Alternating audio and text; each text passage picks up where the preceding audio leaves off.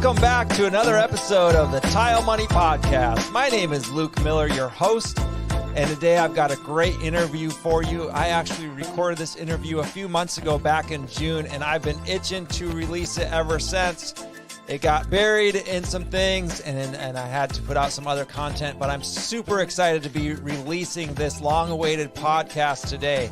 I have Justin Proulx with me who recorded this, and Justin tells his story. I won't tell it for him, but he's somebody who got addicted to drugs, wound up in prison, and really had a mess of his life.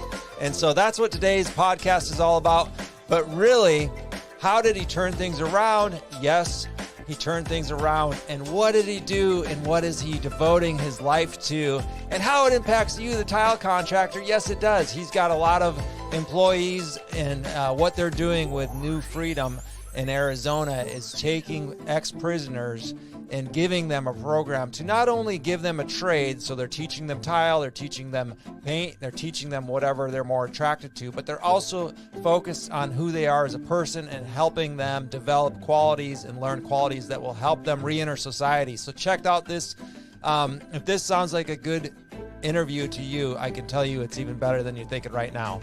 All right, so once again, my name is Luke Miller, the host of this podcast. What we're doing and what we're hoping to accomplish with this podcast is bring daily content to you, the tile contractor, small business owner, to help strengthen the entire tile industry. The only way I know how, the only way that makes sense to me is to strengthen the weakest point, the small business owners who ultimately carry the industry on their backs installing tile every day. All right, friends, let's check out this interview today. I know you're really going to like this. And once again, if you like what you see and you like what you hear, Justin's email and his phone number is in the show notes. So if you're watching this or listening to this, and especially if you're in Arizona and you're like, I need people. They are taking men and women. They're taking them through their 90-day program, and their success rates, as you will hear in this interview, are much higher than traditional success rates that have tried these things. Why? Well, I'll let you make up your own mind on this. But once again, this is a very insightful interview, and I know you're going to find value in this. There's a lot of lessons, even if you're not in this situation. I mean, Justin has tile background, some tile background, as well as business ownership background and community building background, of course, now. So there's a lot of value for you business owners, even if you're not in Arizona, or even if you've never been in prison, even if you don't, really think you identify with some of the things being said. You might find a lot of value in it. Check it out, tile friends. Enjoy. Yes. So my background is I started in the flooring business back in about probably the mid 90s. I came out of a life of gangs as a young kid, robbing drug dealers, grew up in Milwaukee, Wisconsin, and was shot. Had robbed some drug dealers. They came to the house to try to kill me and my brother. He was younger. He was around 13. He stabbed one of them, went to jail for attempted murder. Wow. They sent me down to Arizona to live with my mom. I was, I think, 15 years old. And my stepdad was a carpet guy. So he put me to work for a little bit. I was still involved in drugs and all that stuff. And so that didn't work out. I went to work for my uncle, who was involved with Dirty Dozen, different kind of biker clubs, but he was also a carpet installer. He started to pay me in meth. So obviously my life went down pretty fast from there. But as I kind of got things back together again, I got a job doing tile as a young kid again. And I kind of just stayed in the flooring business. My stepdad had a flooring business. My uncle had a shady flooring business, but kind of the same thing. Grew up and started a couple tile companies, trying to, get my life together on and off, and ended up going to prison for a length of time, got out of prison and tried to get it together again, and started a fairly large tile company, but I couldn't get licensed because of my felonies. So I worked under another man's license. We did large commercial jobs, hotels and stuff like that, made a lot of money, started to make so much money that I ended up in the J. John getting high again, and everything kind of fell apart, went back to prison. And this last time in prison, I spent a little over 10 years in prison total. So this last time kind of got, I woke up in there probably about my first 2 years in there. I had a huge experience and encounter with God, if you will, and it was a life-changing experience for me. So fast forward, I get out of prison, and my brother has a tile company, so we partner up, and I work with him. And as we're doing this, I also have a couple buddies, state legislator, and is a friend of mine from our church, and then a couple guys that I would invite to church from there get out of prison. I'd invite them there. And we started this kind of group. We called it the Prison Coalition. Well, we didn't really start it. It was some guys we met. They had started it, and they were a couple of guys that had spent a lot of time in prison, and then a couple guys that just wanted to help. So it was kind of a small scale thing. I did tile, and we would go down there and have meetings once in a while, and we would, put some money in a hat to help a guy who's getting out, get him a place to stay, some clothes, and different things like that. And what happened was we started to hire guys getting out, and what we found was, for one, they were very loyal. We hired friends, and how you do it when you just don't have any labor. You hire anybody you can to get a big job done. So we would get friends and bring them to work for us. And as soon as something better came along, they were gone. So it really didn't matter what you invested in them. There was no loyalty, and they were friends and family. So a couple of these guys we hired out of prison, they had better offers come by, more money, different things like that, and they stayed. So it kind of opened my eyes to, for one, the reason why I asked one guy, he had an offer for $22 an hour. We started him at 18. He was a helper, which I thought was good. I mean, compared to what I made when I was a helper. Sure. But he said, when I came to work here, I asked him, I said, so how's it going over there, since I left? And he said, well, I got this offer to go work here for, this much money. And I was like, so what are you going to do? And he said, well, I'm going to stay here. I'm going to stay and work for your brother. And I said, why is that? And he said, because you guys gave me a chance. You guys gave me the first chance. So I'm just going to stay here, and you guys helped me, and I'm going to be loyal. My brother got him a company truck, and he stayed with my brother, and, and did really good. So that kind of opened my mind to this. Well, this is going on, and our company's growing, and, we're working in the commercial and the residential, and trying to get it figured out labor-wise is just really hard. The other group, the Prison Coalition, they're over here starting this thing called New Freedom. So they ran into some investors, which were, they're in basically the construction industry. Matt Waltz Construction is one of them, a big construction guy, and some other guys involved in some different things. But they tried to get this little church zone to do this on a 12-man scale, where they, put everything together, and that fell through. So they ended up buying a hotel. The investors came along and said, let's do it on a large scale. We'll put 7 of these in Arizona and 60 of these across the nation, if this model works. So they had been up and running for about a year. They have roughly 260 members at that time. And I just asked them, I said, hey, can I come there and teach a tile class? We need labor, and you guys have all these guys getting out of prison. There's nobody that wants to come work and do this trade anymore. I got out of prison and was able to buy a home, and, nice vehicles, and family restored, marriage and everything going good after spending a significant amount of time in there. And I had other guys that I knew that were in the AC industry or drywall, trade or different things like that. And they got out and owned homes and were doing really good. So that was kind of my pitch. I said, hey, I felt, for one, led to do this. And for two, I said, hey, it sounds a little crazy, and this is a behavioral health place, and you guys are doing this, but what does it sound like? And they said, this sounds great. Although we don't really know how it would work. So I leave there, wondering how that's going to go. And he calls me right back. There was another guy that was coming through town, going to a community college, pitching a trade school. And he happened to be the meeting with the CEO right after I left, and they called me back. And so we all sat down and had a meeting, and they're like, well, maybe this is something we really want to look into. So I was thinking, I'm going to come here and just start a little tile class. And they said, why don't you just come here and start a whole trade school kind of vocational thing? And so we didn't know what that looked like. Right. I've never done that, obviously. So I What said, year was this? What year? This was December 22nd of 2021 was my first day here. So Wow. very So recent. you're coming up on your 1-year anniversary. Yes, sir. Yep. Nice. So I've been here 6 months right now, and right now we have it's amazing how it's working. It's amazing. We're putting so many guys to work right now, and we have roofing, we have tile, we have culinary, we have peer support certification, we have painting. We're starting a welding class, a CDL class, and masonry class, and maybe a steel stud framing class as well, drywall. Nice. So everything we're doing, the community needs the employees. So they're coming here and they're seeing. So this is just kind of give you an idea. We had a company, they're pretty known out here, Pete King Construction, and they did like a class at a Second Chance facility, which was ran by the state. And he ran it for 8 months, and he had, after 8 months of running this class, he had 3 guys, I think he said, that came to work for him. Not one of them lasted longer than 2 weeks.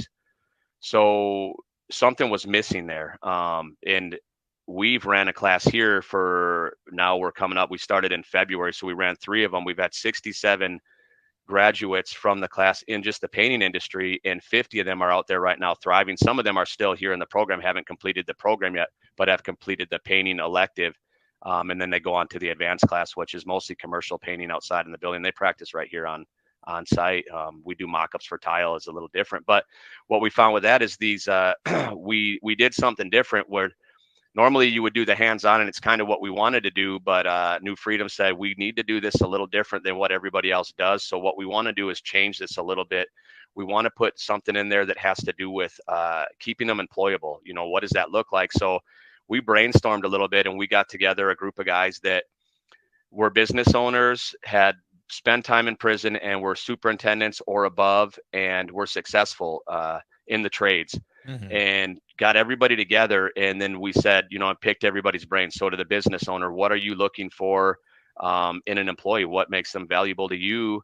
And, you know, just what's your advice on this? What do you see fails these guys, or all that stuff? And then to the guys that have been to prison and are successful, what have you done? What's your day to day? Why are you different than, you know, Joe and Schmo over here that have gotten out of prison and they took a class in there and they have all the skills to be successful out here, but they lasted 2 weeks and then, you know, got high as soon as they got a paycheck. What makes you different? And so as we got all that together, we wrote a curriculum, which is another interesting thing because I've never written curriculum before. None of us had, but it was just real life, real guys involved in something that's real. And that's, I think, one of the key components to what we have now. So we teach that on a Tuesday night and a Wednesday night. Not by New Freedom, though. It's business owners coming here, contractors coming here, and they stick to the same curriculum. Usually it's the same business owner that teaches it, but he brings different guys in to speak and stuff. And that's 4 hours a week, and it's intense because they're in classes all day. So it's kind of designed like, if you come here, you're going to be in a class, you're going to go work out early in the morning. We get you up early working out. You're going to eat really good, but then we're going to put you in class all day, and it's going to be, you know, trauma stuff, and it's going to be dealing with your emotions and dealing with all these different things that you've never really wanted to deal with. And then if you want to take the electives, which is the vocational side, which is my department, then you're going to come on the weekends and you're going to come on the nights. So me, like, I relate it to that single mom that, you know, she's raising kids and she wants a better life, so she goes to college on nights and the weekends. You're not stopping her. You know what I mean? You're not going to stop that lady because she's invested so much into what she's doing, right? So that's these guys. They're voluntarily here. They can go out with their family on the weekends. They can go sit back in their room at night and watch TV. We're in a very nice hotel. It was the old 4-Point Sheraton, so it's definitely a 4-star hotel at least. You know, queen size beds, 2 to a room, nice TVs. They could go sit in their room. We have a pool out back. They could go sit at the pool. There's men and women here, so it's like a resort. So they have these options after getting out of prison for a long length of time, and they decide to go and better themselves and work in one of these trade classes and learn a career. So we really want to offer careers as well, you know. Yeah. So how many people do you house there at that Sheraton? Right now we have 360. We fluctuate right between 360 and 380. And we're co-ed here. So what we're trying to do is we have an offer in on a hotel that just sits up on the backside of our property, and we want to get that and then move all the women over there and separate it. And then we'll be able to put a little over 400 men here. So that doesn't scratch the need, the surface of the need. We're not touching anywhere near what we need to be when it comes to how many people are in prison. Just to give you an example, the United States is 5% of the world's population, yet we imprison 25% of the world's population. So, you know, on that, it's just obviously something's wrong. It's broken. So there's so many people in prison. For one, not to say that, hey, if you do something wrong, good, go to prison. I get it. I understand, you know, but But some guys, it's not. It's a little more than that. It's a little more than that. They didn't have a chance when they started growing up, and that's all they knew. Right. And if we show them a better way, of course they want a better way. You know what I mean? So, Yeah. but No, to this answer is your question, yeah, yeah, no, 360. that's a great point about how people get caught in the, the prison system or the lifestyle, really. I mean, you're sitting here, I'm standing here listening to you tell me all this, Justin, and I'm thinking, wow, how is this, I feel like I should be listening to an 80-year-old man with you, with all of your life stories. I mean, you went from, Wisconsin, boom, boom, boom, and gangs and trouble and prison, and now you're doing this, and you started, business successful with tile and your brother and all this crazy stuff. I mean, you can't be much over 35 years old looking at you Uh, anyways, 45 actually, but 45. thank All you. right. Yeah, All right. that's probably the 10 years in prison. I don't think you age very much in there. You know what I mean? Is that So what it is? yeah, I sat in a cell for a lot of the time, so we don't get out much. So I think son. No, I don't know.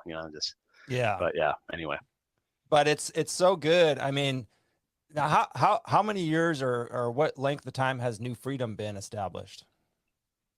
so New Freedom. So we're a two-part component. We are a nonprofit, which is Gold Canyon Heart and Home, and then we are a for-profit, which is New Freedom. Our nonprofit has been around for about 15 years, and that was started by a lifer who was never going to get out of prison. And what he and some of his lifer buddies started to notice was all these guys coming in and out, and they'd see him Right. as a young kid come in, and then they'd see him leave and come back a year later. And they said they got together and they said, we have to do something about this. And they ran a little program in there. So and this is what really sets our facility and our way of things so much apart from everybody else is we're a peer ran organization. So me, 85% of our staff, we have 260 roughly, give or take, 5 or 10 staff members here at New Freedom, and about 85% of them are have lived life experience, which means they've been to prison and have gotten out and are successful in life for some length of time, or have been involved in drugs, something along the lines, but they have a lived life experience. So anyway, just to back up a little bit and explain how that started, they're in prison. They see these guys coming back and forth, and the CDC needs to get in there because there's also disease going on. We have hepatitis C running rampant. You have HIV. Now, this is back in the 90s, early 2000s, actually. And you have MRSA, staph infection, different things.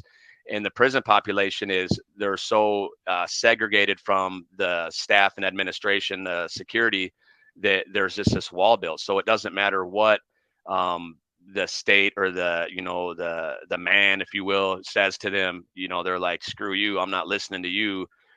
So what happened was they had to figure out a way to speak to them and get the door open because they're killing themselves. Right. So they got with these guys and they started a thing which they called basically a peer-to-peer, almost like a Trojan horse. They gave those guys the information, how to kind of help with the hepatitis, how this is spreading. They went back on the yard and shared it with their peers, and it worked. And so something they had been trying to do for years and they couldn't get any traction at all of a sudden now they have traction, and this is working great. So they took that and adapted it a little bit bigger, started Gold Canyon Heart and Home, and started a peer mentorship program on the yard. So the same thing, which DOC and different institutions couldn't really do, is they didn't have access to these guys, so they may know, hey, even if they want to help, these guys are like, I don't want anything from you. You're the enemy. And this is this is it's just been like this for forever. And there's no way we're breaking through these barriers right here, so that broke through and it Yeah. started to be successful in there. And they started the nonprofit, and this guy ended up, he was never going to get out.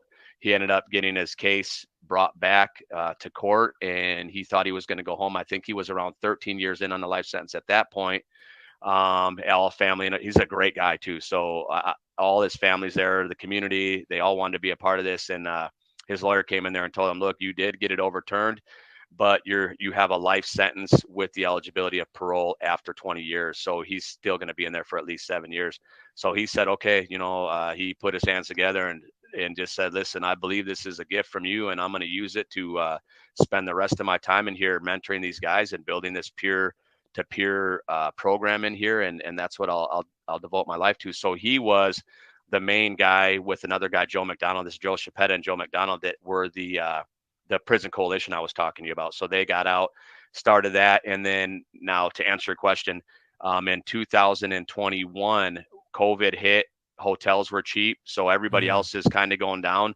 Well, they came on and got the hotel at a very low price. Another kind of cool part of the story is Joe McDonald's wife. Joe McDonald is the CEO. His wife Denise, she was just adamant about writing people in prison. She just wanted to share love with them and hope. And she'd never been to prison herself, but she had a life of addiction and a real tough upbringing. And so they couldn't stop her from writing these letters. I met her and right. she came to me and my wife and she said, look, I have, hundreds of people that I want to write. Can you guys bring some to your church and help write them?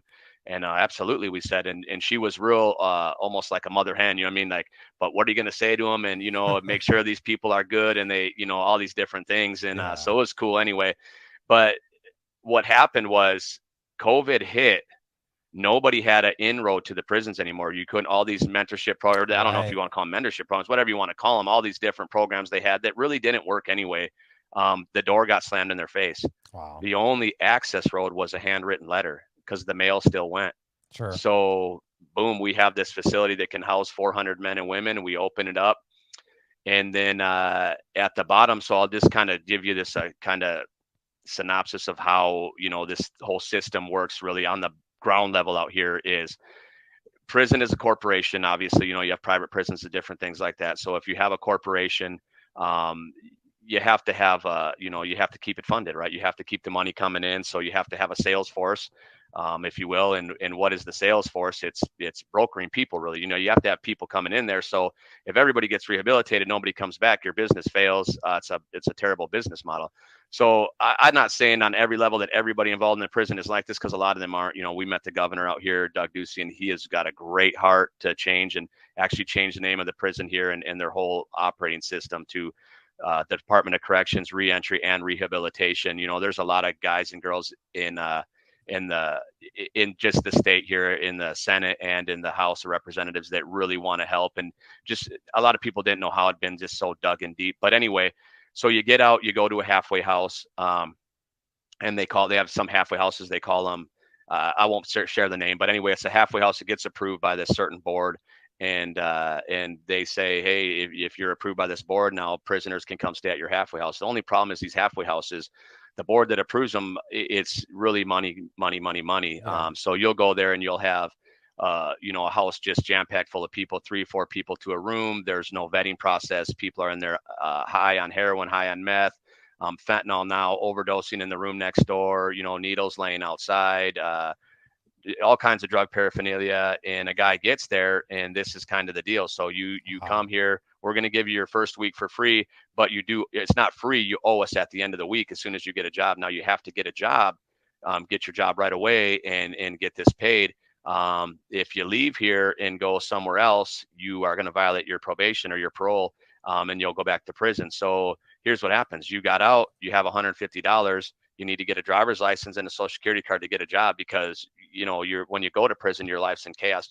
Very rarely do you have those things. Mhm. So that's the start. You can't get that in a week. So how do you get a job in a week? So here comes a Right. week up. Now you owe, 250 or whatever it may be, 325, whatever they charge you there, 150 a week, 250 if it changes. But now you owe that. Now they're telling you, look, you're 2 weeks behind on your rent here. So what are you going to do? You have to get a job. You're going to get kicked out. Now, if you get kicked out, you're going to go back to prison.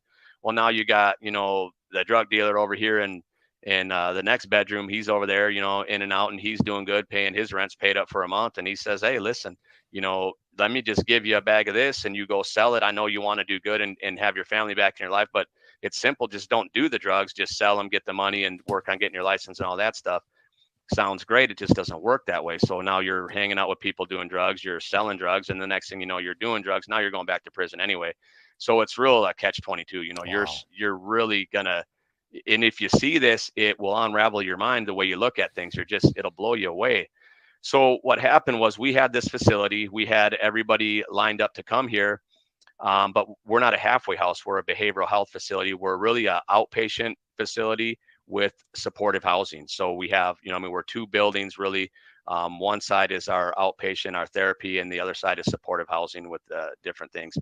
Um, So they said, you guys, they can't go there. They cannot come to this facility because you're not approved by this place that says that they approve halfway houses. So we had a big problem. We were busing people back and forth. Now these are men um, and women that have spent a significant amount of time in prison, have been involved in who knows what most of their life, but they're crying like little babies because they have to go back to these halfway houses. They've been mentored by us in there, and now we mentor them for 9 months plus in there. So they're working with us. I mean, we're working on the root. I mean, and we're not worried about the fruit at that time. We just want to get to the root, and that's what we're doing. So they're getting out with an expectation that things are going to be different this time, and now they're going back here. Things are not different. So that was a real problem. And we got with a buddy of mine who was a state legislator here at the time, Anthony Kern, and he got on the horn and got a hold of the director. And we had the assistant director come down here and just showed him what we're doing. And he said, okay, this is amazing. And he toured some of those halfway houses. So he kind of opened it up from the top down. The place just opened up and we filled it up. We filled it right up right at that point in time. And then we've been fully operational ever since. So when basically starting, in 1 year, this thing filled up, max capacity. And we mentor right now, right around 4,500. We may be at 5,200 right now, actually, because it grows so fast. Now that they're seeing, the opportunities these guys are getting out here, they're really excited. Wow. That's incredible, man. I love what you just said. We're not worried about the fruit. We got to worry about the root first. It's so true. So true. I mean, that's a valuable lesson for, all business owners, really, pay attention to that, because if we're expecting our employees or even our business to take off, and provide us instantly, nothing's instant and there's no easy button, right? But you got to think about the root, what's the basis, and make sure the base is strong. It's like I said at the beginning of this podcast, the only way to strengthen this industry, and it's my firm belief, the only way to strengthen the tile industry is to strengthen the smallest tile installer contractor out there. And it's the same principle for this. It would be the same principle for, strengthening and mentoring employees in your company. What a great little saying there. And I like what you said earlier about, you referred to it as the Trojan horse with the peer-to-peer mentoring. It reminded me of something that Adam Mills, one of the Tile Nation mentors, is doing within his company. He's got, 25 or 30 employees, I believe, and he really empowers even young people to take the lead in the company, and empowers the ones that he identifies and the ones that want to move up in the company and be more of a leader. He doesn't let age stop it. If they have the ability to teach and the desire to move up into a foreman type leadership role, he lets them grow into that rather quickly and empowers them to mentor their peers. And what's happening is he's able to expand his company based on this model, this Trojan horse peer-to-peer mentoring model, because it's like, somebody that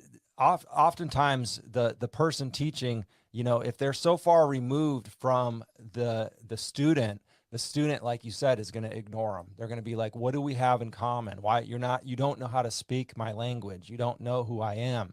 Even if they do, but they're older or whatever, or it's just that mental block there for that student. So I like that, that piece of advice for all business owners who have employees is, don't be afraid to let these guys, the guys and girls in your company, grow into leadership roles, and really empower them to start mentoring their peers, because they're going to do a better job often than you can, just because of the simple fact that they're speaking the same language, right? And they see eye to eye. Yeah, so that's huge. That is what we're really starting to see here is this peer to peer it's invaluable in every relationship we have here. So even in our CEO and our president to speak to other, CEOs and presidents. So if I come in, I'm not really a peer to them. I am in the construction industry, so I'm a peer in the prison industry because I've been there. Mhm. So I'm just coming up in this kind of, I haven't been in, this executive kind of stuff. Is I'm a director here now. So I'm in these meetings with these guys and billionaires and owners of companies and different things where I keep my mouth shut and I listen all the time. I say very little in those meetings Sure. because I want to learn. Yeah. But anyway, I see if I need a need from one of them, what I do is I hit up our president or our CEO or someone who, is a peer, and I say, can you get me a connection over there? And they'll boom, line it up. And then next thing you know, I'm in where I could sit there for days trying to, knock on the door and I get nothing.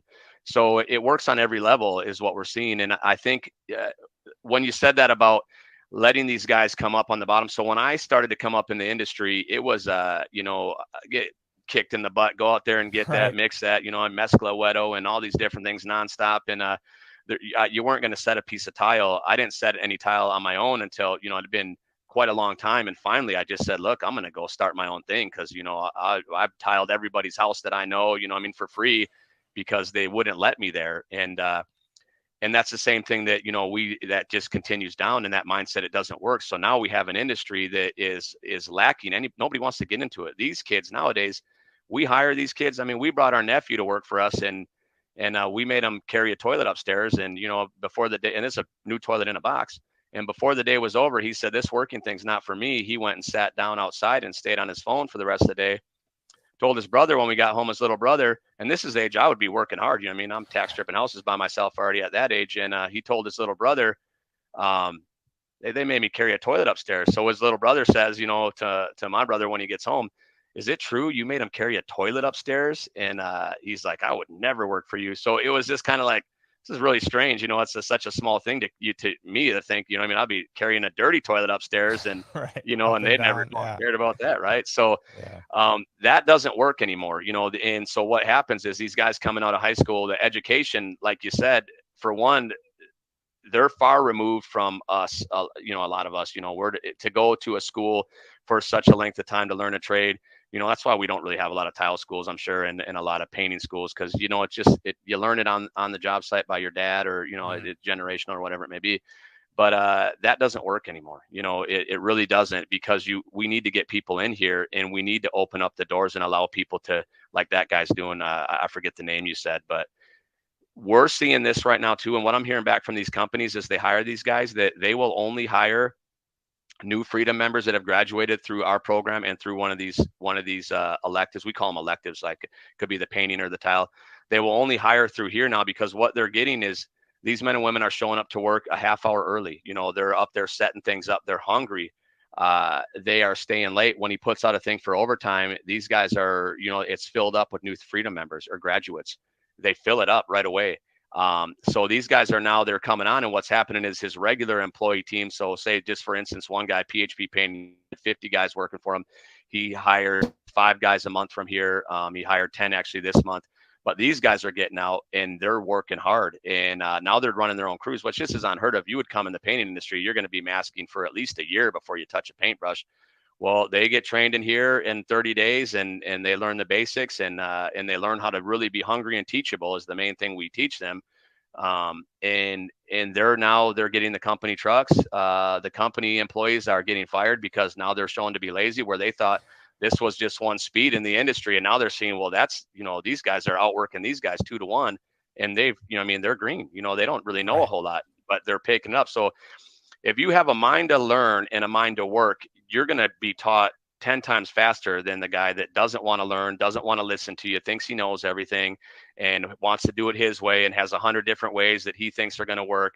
Or do you have a guy that says, okay, you've been doing this for 10 years. I'm going to take your way. I'm going to do it your way.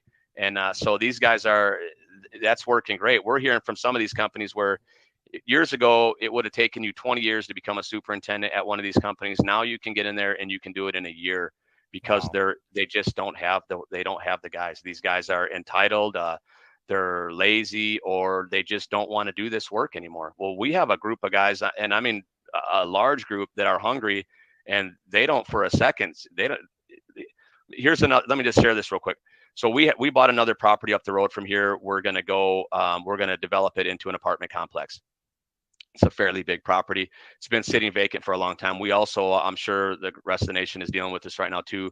Fentanyl is an epidemic here. So we got guys, they're losing their homes. There's homelessness, population is growing rampant. And this is an abandoned lot with, we have cover on a fence around it. So homeless encampments have moved in there and just riddled it with trash and feces and everything you can think of. Very just disgusting.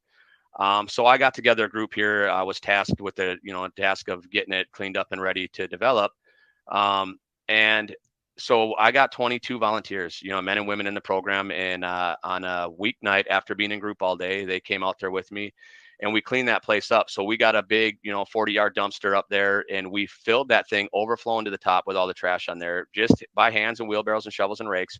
And when I say dirty, I'm telling you, I can't speak to how disgusting it was.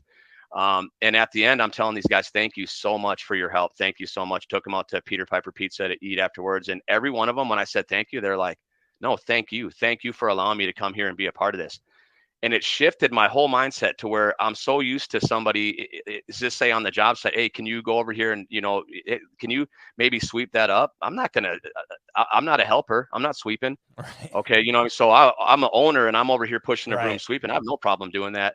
Me or my brother, and this mentality is this, or if you're a helper and I need you to do this, well, you need to pay me more, or, hey, can you go back there and clean that job site up? You guys left it a mess. Yeah, but are you going to pay me for it? I'm not going to do it for free. So these guys have a whole different mentality. They need us as much as we need them, so it's a perfect Well, marriage. you said it earlier. They're loyal. They're extremely grateful for the opportunity, right? They're extremely Yes. grateful for the opportunity, and what you've done is you've created a clear pathway for success for these men and women. Whereas, your example in the, it's sad to hear about these halfway houses. It's anything but a clear pathway. I mean, it's basically designed to fail, Yep. and that's what it is. But your program and New Freedom is designed to succeed, and I'm really, interested. I have a question here. I'm sure my audience is wondering: are what percentage of these ex-prisoners? I mean, are they locked into the state of Arizona, on probation for a matter of years, or if somebody out of state was like, you know what? How can I get involved, or how can I, maybe hire one of these men or women? That sounds good to me. Is that a possibility? A very slim one right now. So we know this need is needed across the whole nation, and it's like this everywhere. We've toured Colorado and Las Vegas, and those are the closer states to Arizona. And I'm pretty sure we'll be starting probably one of these in those states. But there's a very few amount of people that that can get up and actually move state. A lot of them are on parole. Some of them Sure. aren't, but it's rare right now. Yeah. But I think the model can be reproduced anywhere, and the need is, you could do this on a smaller scale, but I think it's really hard how do you get into something like this without, having the foundation and knowing how to do it and spending the time mentoring. It's a lot of work and takes a lot of time, because you really have to, like I said, it's the root. The root grows underground. We don't see it, but all the focus has to be on the root. Everybody wants to work at the fruit and, chop off this and chop off that. You're doing that wrong. But if you don't work on the root, it's just always going to produce the same fruit. Doesn't matter how many times you chop it off. So that's an intensive part of our program, is while they're in prison, mentoring them. And, our cutoff is 9 months. We want to have you for 9 months at least in there. And we're handwriting you letters. And these are men and women that have, the majority of them, as we grow, these are guys and girls that have graduated our program. And then if you go out into the world and are successful for at least 6 months, we'll hire you back. Start you off at a good wage, and you come here, and then you are mentoring them. So you can tell them, hey, look, I've been through this. I'm telling you, this works. This is my life now. I own a vehicle, and I have a house, or I'm on my road to owning a home, or whatever it may be. But that part is, it's so needed right there. Everybody wants to get to the gate and say, I'm going to do better when I get out. And they haven't worked on any of these things. And they say, I'm going to be prison while I'm in here, but when I get out, I'm going to do better. Well, the problem is the prison is in you, so when you get out, you bring it with you. And just like when you do the drugs and you go in there, it's in you, you bring it in there with you, it goes in there with you, you bring it out, it goes out with you. So that part is just, it's very important. And if you haven't spent at least 9 months with us, we'll still bring you in the program, but you're going to have to pass a sniff test with a roundtable full of men and women that have spent time in prison and have been leaders in prison and are very successful out here. And they're going to, they're going to know if you're full of Right. BS. Right. Basically the reason is we have to keep our culture in this same direction where everybody wants to succeed and do good. So say sometimes we have 380 men and women here, and the majority of our men and women have spent 15 years in prison. We have some with a year or two and some with, 30 or 40, but the average is 15. Mm. So you get guys and girls like that in here, and you start bringing in people that want to sell drugs, want to do drugs. Now you've basically just recreated the prison system. So our target population is not everybody in prison. We're after probably about the 10% that have made the decision in their mind and I need to change. I want to change. I just don't know how. That's who we're after. So if you still like it, you're still having a good time, or you're contemplating maybe, or vacillating back and forth. Do I want to do better? Do I not? We don't want you here. We're not trying to bring everybody in or beg people to come in here by any stretch of the word. So we're very picky, and that just keeps our culture that way. And this is what I've heard from people that have come here is, I've always wanted to change. I for the first time, I feel like I have the permission to do so, because you get here and, it's like everybody wants to be a part of the group, so if the group is doing bad and then you're the outcast, it's uncomfortable for people. And we're kind of, I think, tribal by nature. We want to, we want to be a part of a tribe or a family or whatever you will. And I think that was the problem for a lot of these guys. Why they ended up in prison is they were, they lived in maybe a bad environment, and all they had was the kind of tribe to be a part of, or family, or whatever, was a gang, or was somebody that wasn't doing good. They're easily acceptable and they have open arms to everybody. And then they become so loyal to them, because a lot of them at heart are already just loyal men and women. And they just put it in the wrong place. So then what happens is, they could go to prison. Some of these guys go to prison for things they didn't even do, just because they're so loyal to the gang that they grew up with, or their brother, or maybe their boyfriend, who said, hey, we're getting pulled over, hold the pistol, hold the drugs, you've never been to Right. prison. And they're like, okay, and I'm not kidding you. I mean, this happens a lot. And you have to stop these people and kind of retrain the way they think and get them pointed in the right direction. So that's what we have here. So as we mentor them in there, when they get here, they're ready for the change. They're hungry. And, because how are you going to keep someone in a 90-day program after they spent all this time in prison? Right. That's voluntary, Mm. Yeah. So that initial mentorship is one of the keys to success that you found. Absolutely is. Yeah. Yep, absolutely. Yeah. That makes a lot of sense. That makes a Yeah. lot of sense. What are you, earlier you said something, about, we were talking about what makes an employee valuable, for one, but also, what makes the successful succeed, can you speak to that a little bit more on, the mental attitude of these that do succeed, and, kind of what you've seen? Yeah. So I think what really helps these guys be successful is, for one, they say that phrase, common sense is not so common. A lot of these things we assume everybody knows. We assume people know that if you got out of prison, you don't go to the job site and tell it. I've been on many job sites. I never told people, hey, I spent 10 years in prison. I got tattoos, but you'll never see them. But a lot of these guys would get out and, they're talking about all this stuff. So a lot of things we teach them is, for one, your past is your past. You know what I mean? Your past is your past. You don't talk about it. You don't relive it. You just get rid of it. We're going to walk you through it. We're going to deal with it. What got you where you were. We're going to deal with the trauma. We're going to deal with all these things, but then let's bury them. Let's get rid of that life and let's move forward. So when you're going into the workforce, you're not an ex-convict. You're not a victim. You're not, you're not a handout case or any of these things. You are, you're now an employee. You're going in here, and you need to be humble and you need to be teachable. So you need to know how to communicate. Now, you don't communicate with your boss the same way you communicate with a peer, and you don't communicate with a homeowner or a GC the same way you communicate with your peer. There's different levels to these things and how you communicate.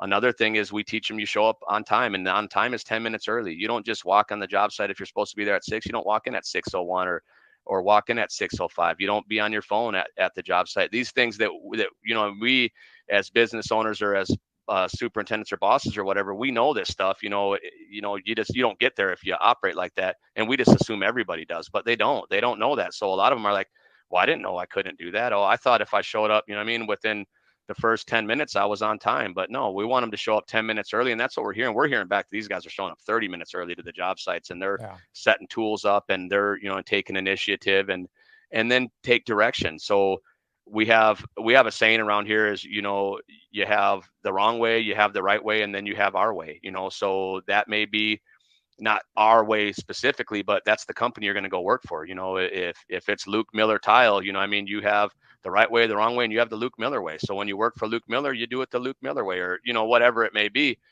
So that's kind of another thing we want to teach them. We want to teach them that you are to remain teachable, and this is your boss, this is your mentor, you want to learn from them, and you want to stay on this, and you want to continue. And another thing we teach them is you got to be hungry.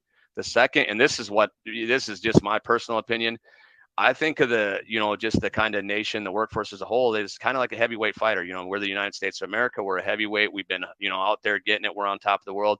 And then, a heavyweight fighter gets everything they want, and they get comfortable, and then they relax, and then they quit training. Well, then you have Rocky over here in the gym, in the hood, whatever, training nonstop, and he's hungry, and he wants a piece, and you take him for granted, and you think he's never going to rise up. Well, here you got a whole bunch of hungry guys right now training, and they're looking for your job. They're hungry, and they're coming out here, and they want a life. They want to own a home. They want to have a family. They want all these things that they've been told they'll never have, and now they're seeing that they can have. So we want them to dream big like that, but we also want them to remain hungry, and we want them to understand that there's a process to this stuff. So we're teaching them, look, you're not going to get any of this stuff right away. You're not going to be the boss in a year, and you're probably not going to be the boss in 2 years. If you get it before that, great. Great job, but don't expect these things. You're not going to get the pay raise in a month, and you're not going to get all these things. You're not going to be driving the new truck that the boss is driving. You are not going to have the lifted Dodge or Silverado. You're probably going to have to start out in a little truck or a car and, work your way up. And there's a process to these things that, the world doesn't share with you. You see on Facebook, you see on these different places, everybody's got these great things, and that's what they share. Well, the process is how you get there. So we want to also teach them the process. The process is long, and it sometimes sucks, and, and delayed gratification. You're going to have to pay right now, and you can play later, but you don't want to be out there showing off, whatever. So we try to teach them all these different kind of things that seem to matter the most. And there's a lot more that goes into it than that, but a lot of it also has to do with cleanliness and how you present yourself. You want to show up to work clean and bathed, and you want, what's your life look like? You go home, and work is your number one thing right now to get, to get where you need to go. So family is obviously important, and it is the most important, but you can't take care of your family if you don't take care of your job, so your job really is the most important thing that you're going to have next to your health. So eat good, don't stay up late at night and be going out. Don't be looking for a girl or a guy at the bar, just these things that reteach kind of the things that they learned the wrong way. And, there's a lot more to it, and it goes a lot deeper than that, but that's, some of the main things that I would notice. It's personal development is a lot of personal development. You say common sense, but it's really personal development. And as if you're listening to this and you have employees, take this to heart, take this as advice, because employees are the same way. Like, they may or may not have a lot of the common sense things, instituted in their life and in their mind. And so just to help them grow as people is really, really what we're, employers, main job is, and if somebody's life, is a mess, or they're having, marital problems, or, money issues, or whatever, they need a house. I mean, they're not going to be able to give you 100% on the job. I mean, they're not going to be able to give you 70, 80%. They're going to be worried about what they're worried about. And so be personable, get to know your employees, and you definitely do have to kind of be that role model and help them in more mentorship ways than just the job itself, just the job at hand, right? The task at hand. It's more or less, get them confident, get them feeling good, and make sure they have the tools they need to live a successful life outside of work. Yeah, I think that's it. Character. You can't, you just can't give it to someone. Character is something that has to really be worked on, and that's the driving force here is to build the character to keep them where we want to get them. So yeah, absolutely. I think that's just very important. And I think it's important to give everybody a chance too, and not just box anybody in, especially some of these young guys. So we got guys that are coming out of here. You would like, I'll look at me, tattoos on the face, young, what I mean, kind of just bebopping around, and I'm like, I don't know how that guy's going to do out there. Is he's going to be a hard worker? What? Well, this guy's running a crew right now. He's already bought his second car. He'll probably own his own business, I would imagine, within a year or so. Yeah. But he'll stay. We try to teach a lot of them too. Stay with the same place you get with. I know with the tile stuff and the painting, there's a lot of 1099 and subcontractor stuff. We try to teach them, that's going to be great when you're ready. But for now, try to find a place that's a W-2, be an employee, you know what I mean? And I know a lot of people don't like to hear that, but I think it's important because one thing that I ran into when I went to buy my house was I had 1099 for a couple of years and I didn't know, I never bought a home before. So I'm going to buy the home and I go down there to talk to him and he's like, well, you didn't make enough money. And I'm like, I made a lot of money. And he said, Right. well, you did, but you didn't because look at what your taxes say you made this much. And I'm like, well, I wrote all that stuff off. I never even, I didn't know because it's business expenses and this different things. But I'm thinking, well, that doesn't really seem right. So we had to go on payroll. So it took me a little bit longer to buy a home, so I Yeah. had to put myself on payroll and we set all that up and it's expensive. It's we're paying a lot of extra costs now that we didn't have to pay before and it was harder. But really what happened was, I mean, we were able to buy houses and now we can, help these guys do that. And I think that's really important too, is, give them Yeah. a good company to work for, give supplying some things. And this is a great example of how this works. So PHP Painting, they did the pilot program with the painting class here. He comes in on his nights and weekends. He devotes his time, but he caught the vision immediately. He's seen, what it can be. And we have a large plant out here, the Taiwan. It's a semiconductor plant. It's a 10-year project.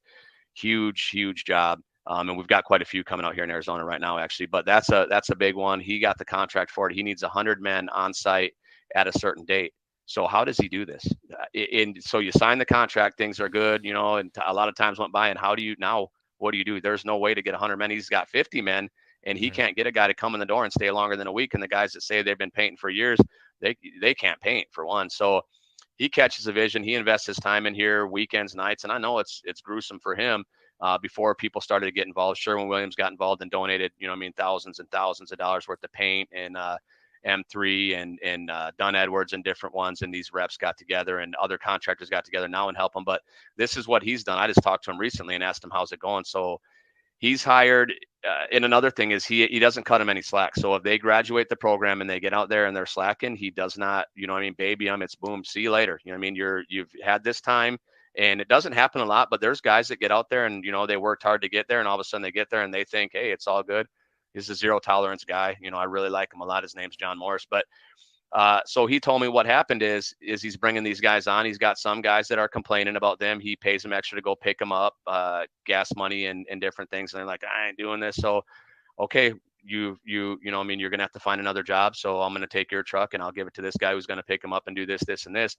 But what's happened is now he's bidding everything that comes across his desk. He's Mhm. taken every job that comes across his desk because now he has a labor force. So now all the big companies out here that were taking everything, they can't really take these jobs because they don't have the labor. So they're letting them, slide. He's grabbing them and he has the labor. So now where he was, he's doubled his business in the past Wow. couple of months, he said. So Wow. he's paid off all his vehicles. He's buying more. He's about to buy a little mini apartment complex for these guys to go. So he's going to do kind of what Henry Ford did years ago. He's going to house these guys in his apartment complex, and they're going to, they'll get a ride back and forth to work right there. So it takes care of the ride situation. And he'll have a whole crew, and he'll continue to do that till they can buy a home, and then he'll move the new ones in there. But he's only going to hire men and women that graduate the New Freedom painting class and the New Freedom, thing itself. Mhm. So he's Yeah. like kind of the model for this, and it's working Yeah. great. Yeah. So That's really cool. Very Well, cool. I would love to have him on the podcast in the future if you want to mention it to him, Absolutely. and outline kind of his, blueprint for success, as well, because others might want to imitate it. And I would also, be willing to interview any one of your, success stories, ex-prisoners who are out there, maybe in a foreman position, or maybe they've, thinking about starting a business. I mean, I know it's hasn't been that long, but I'm open. I want to help you guys get the word out, and this is such a worthwhile, cause. I'm eager to dig into it more. We are up on like an hour. Certainly share anything else that you want to. We can go a little long, no problem on my end. I did want to ask, and I think I would be silly not to kind of ask. Now that I'm also, with Tile Nation, we're training guys and gals to install 5 foot by 10 foot porcelain tiles. They call them gauge porcelain tiles. They're really thin. They're like an 1/8 inch thin. They can be thinner. And we're basically, training these. So we've only been doing it for 6 months. We've done 3 classes in Omaha, but I'm kind of learning. I have a lot more respect for people who train tradespeople. Like the NTCA has been doing it for a long time, and there's a lot that goes into it. I'm kind of curious if you want to give us any details specifically on the tile side. Like, what do your modules look like? What are you guys covering? Are you partnered with anybody in the industry? Do you have sponsors or manufacturers, supporters? Tell me a little bit about the specifics, because I know my audience is going to be, mad at me if I don't cover this a little bit. Awesome. So, yes, we have Mawpay has, they donated all the setting materials and all the grout, and so Nice. has Laticrete. We met with the Nice. vice president of Laticrete at the covering show. So me and our COO flew out to Vegas for the covering show just to kind of get involved with a couple people. We have James from Artcraft Tile here in Arizona who's involved. Super busy, does a lot of work, but he's coming down this weekend, and we have a couple other different tile companies, Cardinal Flooring, and a couple other ones that are getting involved here. And then so Laticrete sponsor, Mawpay, and then we're actually spent some time with Brad Denny. Are you familiar with him? Yeah. Oh yeah, great guy. Yeah, great guy. So he's kind of helping us with some of the curriculum, and I just picked his brain, and I actually was on the phone with him the other day, and so we flew out there to meet with him and James, and we're so what we've done is they're still writing some curriculum for us, but we don't waste a lot of time around here. So we're, Right. we're bulldozing through everything. So we set it up in advance kind of, and we'll still work with them when they get their stuff correct or whatever Yeah. for us. But right now what we did was we started this as a pilot program on a bathroom we remodeled here, a commercial bathroom. We took and we just did regular 12 by 12 tile on the floor, 6 by 6 Dell tile on the wall. And we had a tile installer come in to teach the class. We actually hired him on here, and he works here now, and he's teaching the class. And he just showed them, taught them and let them go and just kind of see how fast they would learn. I'll share the video with you. I have a video of it. It will blow your mind. I sent it right to my brother. I'm like, hey, you got to see this. These guys picked this up faster than anybody we've had on a job site. I mean, they're back buttering tile, and they're not getting thin set all over the hand. A 6-inch tile. They're back buttering them and sticking them on the wall and just doing different things that you don't normally see someone do. They're good with the trowel. They picked it up like natural. So I was like, this is amazing. So then obviously that was done when they finished it, and it looks really good. There's some pictures I sent you of it. I mean, you can't see really the close detail, and it's not the greatest work. That was their first time of doing that. But from there we figured, so what is needed out here? Floor tile is big. So how do we make this where we can actually do it? So what we did was we took a 4-foot by 4-foot, piece of plywood, and then we built a subfloor of plywood it, and then we took and set down on top of there. We put the backer board on there. We use a flange to hold it down, and then we tile it. So kind of to teach them how to tile. It's got base around it. Teach them how to cut that in. We teach them layout, teach them how to spread thin set, all that different stuff. And then lay out a floor, cut it in, cut around a flange and do that. And then we have a backsplash that builds up on there with an outlet on it, and then a side backsplash that'll, with the outlet on it. So teach them to cut that in, lay out a backsplash, lay out a floor. And I think we're going to, as I get a little more kind of creative with it, we'll start to develop it more. But right now it's working good. These guys are learning how to set a tile, how to cut a tile, how to mix thin set, how to grout, how to keep an area clean. how to use the saw, how to use the grinder, how to use the cutting board. They learn all these different things, and then we teach them materials and different stuff like that. So it's very neat.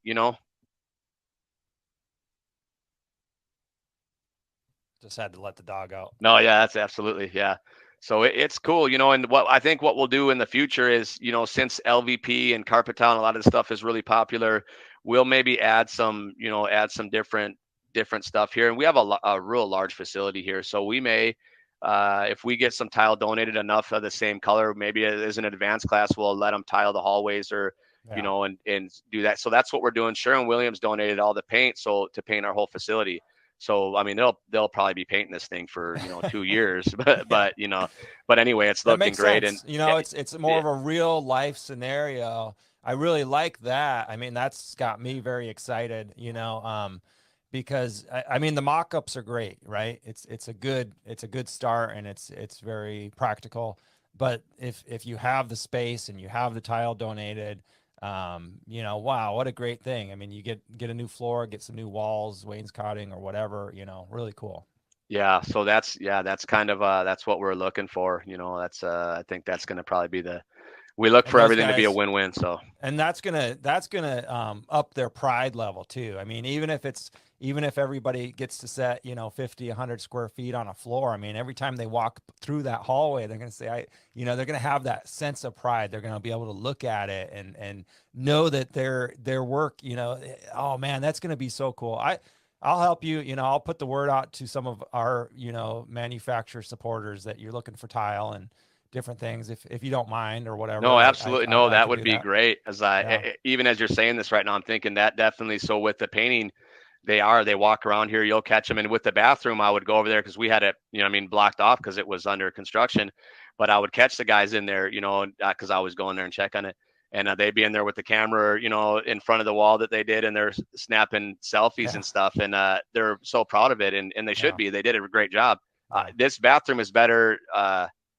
When I tour anybody that has to do with the trades or anything, I bring them there to look at it. And the painting, the commercial, so it's a commercial building, right? The commercial work in the bathroom and the painting in this facility is better than you will see in any Home Depot, any Walmart, any Fry's, any box store, anywhere you go. I'm always looking at the work there. Right. Right. I look at all of it, and I hear you. I chop it all up in my mind. I'm like, oh, it's terrible, or that's terrible, or whatever. I mean, they did good on this, but these guys, and I'm not just saying it because it's our program. They did better work than I've seen any commercial job to this day. Better, and Yeah. so that is, it's mind-boggling to me. It's really changing the way we think around here on hiring and in the construction industry.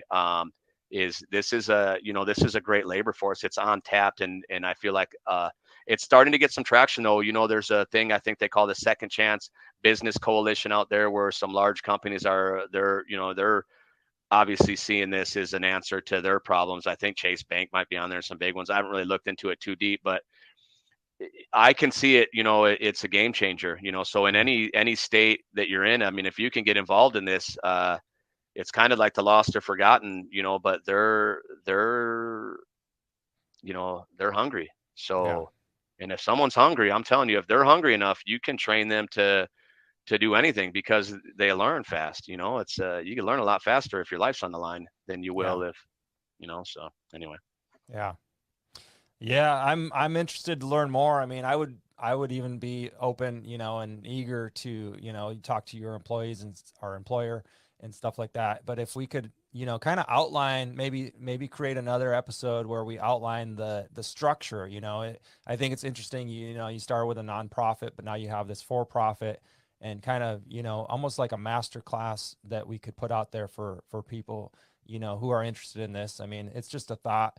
It's something to think about. But I want to help you guys and help other people, and help the ex-prisoners, get rehabilitated, and we're going to be a stronger nation for it. So thank you for, doing the work you're doing. And this has been encouraging, a really fun episode. Yeah, thank you. No, I appreciate that. And I appreciate you giving me an opportunity to be on here and just share some of this stuff with you. And we'd love to do that. Get prepared to shed some tears, though, when you hear some of these stories, because Yeah, I don't care how tough you are, it will bring tears to your eyes. I This bet. is a story of redemption, and it is just, it will bring tears to your eyes, and it's amazing. And I'm sure, the owners would love to, they're really invested in what I'm doing here, and they love it too. So, Hmm. and as our main investors are construction guys too, so I'm sure they're kind of sitting back really watching like, wow, this is really neat what's going on here.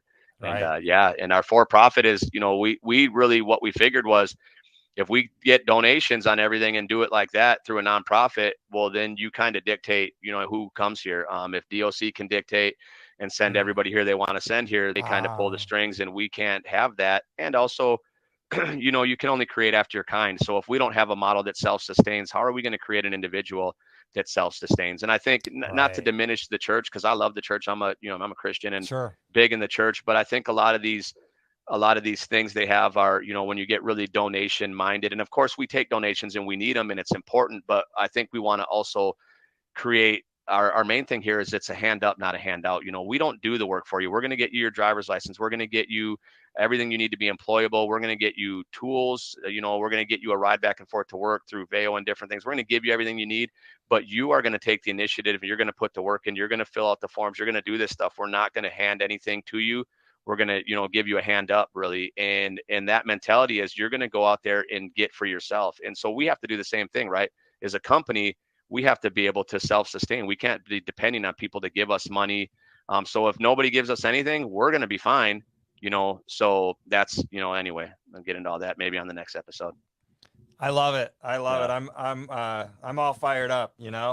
I believe in that model as well, self-sustaining model, and really, because I'm going to reference again Tile Nation training. We charge for our training, and we're one of maybe a few in the tile industry that charges for their tile training, and most of it is free. And we've gotten some pushback both from contractors, installers, as well as other free training people. And my answer is, well, we're attracting a different crowd, first of all.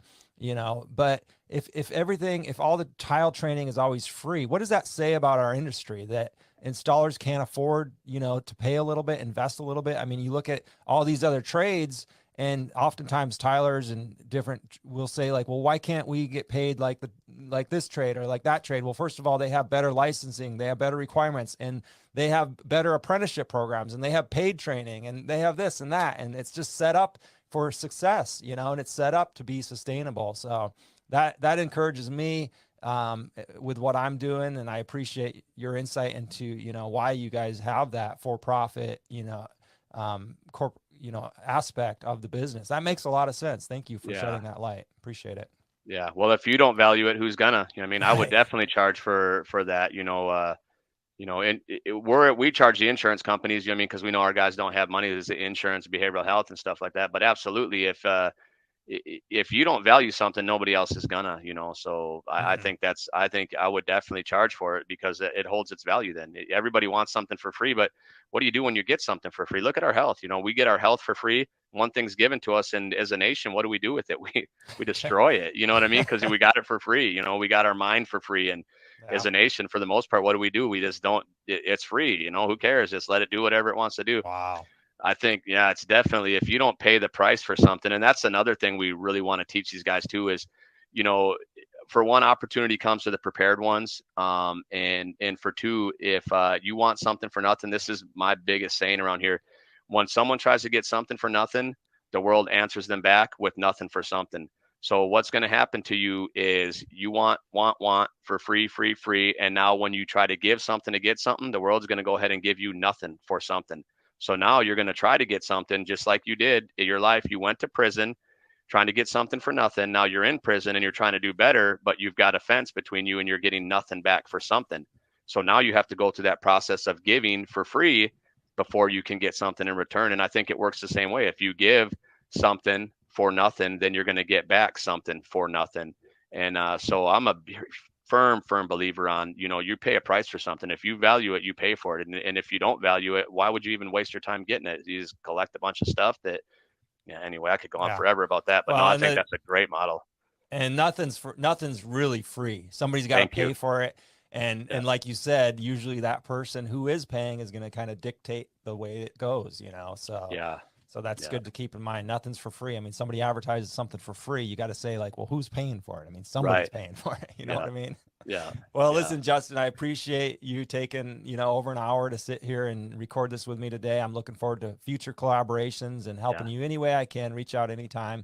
And thank you so much for doing what you do. Where can people find you? I know you have a website here. I'm going to put it on the screen. It's newfreedomaz.com. Is there any other places that people can reach out? You can put my email on there if you want. Do you have it? Yeah. Yeah, you can put that on there. Okay. And they can reach out, anything to do with this stuff. And, we're moving all the time. So we love relationships. We love touring people and getting them involved. When anybody comes down here and tours, it's a game changer. I mean, we've had people running for office in here, both sides, Democrat, Republican. And it's the one thing I think that, everybody's in agreement on. It's the only bipartisan thing I see anyway this day and age is this second chance movement and helping change our nation. And it really starts at this level. So have them get a hold of me. And I would love to talk to them or love to get them involved or, any way I can help anybody else too. We would love to do that. So I thank you, Luke. I appreciate, it's an honor to be able to spend some time on your show. So thank you. Absolutely. My honor. All right, Justin. Well, we'll talk to you later. Have a good weekend. All right. You too. Thank you. Bye-bye. Appreciate it. All right, Tile friends. Well, I hope you enjoyed that as much as I did. It was a pleasure having Justin here in the studio. I'm really excited to, continue to get to know him and the program. And I hope you picked up some nuggets of wisdom there. I'm confident you have. Reach out to me or Justin if you want to learn more about their program. All right, Tile friends. Remember, stay positive out there. I know there's a lot of negativity out there, but listen, ignore it. I really like what Justin said. Your past is your past. Your past is your past. Do not be a victim to your past mistakes or your past whatever. Leave it in the past. Look at your future today and think about your future. Stay positive, Tile friends. And above all else, please, please, please stay profitable, Tile friends. Over and out. We'll talk to you next week.